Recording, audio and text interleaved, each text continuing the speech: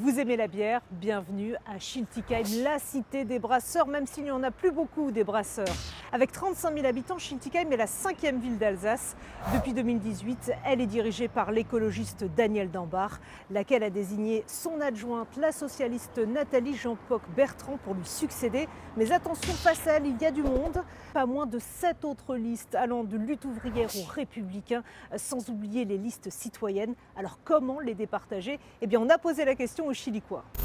La sécurité, la sécurité, surtout pour nous les vieux.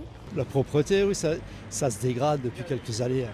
Les dépôts sauvages, etc. Alors on pense aux voitures, on pense aux cyclistes, machin, mais les piétons, j'ai dit on les écrase. Maintenant c'est payant partout, genre pour se garer c'est une galère. J'ai payé l'abonnement, mais je ne trouve pas les places. C'est ça un problème. Ça. Vous l'avez entendu, le stationnement, ça fait jaser. Nathalie Jeanpok-Bertrand propose un tarif solidaire du stationnement à partir de 5 € par mois. Elle veut aussi limiter la vitesse à 30 km/h dans toute la ville. Marc Bader veut étendre la gratuité des transports publics aux 18-25 ans et aux chômeurs. Bernard Génast, lui, mise sur des navettes électriques pour relier les différents quartiers et faciliter la circulation entre l'Est et l'Ouest de la ville. Idem pour Dera Ratsaget Sinimaro qui veut par ailleurs rétablir la gratuité du stationnement résidentiel.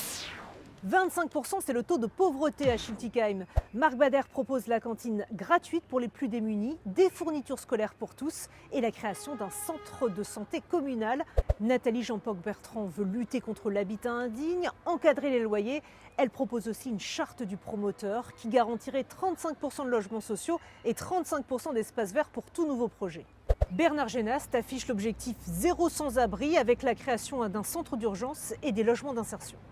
Et quel avenir pour le site d'Heineken et ses 14 hectares au cœur de ville?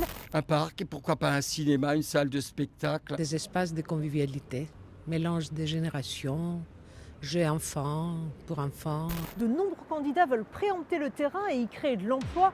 Nathalie Jeanpok-Bertrand veut y aménager un parc et attirer des entreprises. Bernard Génast, lui, mise sur un pôle économique et culturel avec start-up, coworking, restaurant et même une salle de spectacle. Dera Ratsaget Sinimaro y verrait bien un collège, un marché couvert avec parking, un parc et même un musée de la brasserie.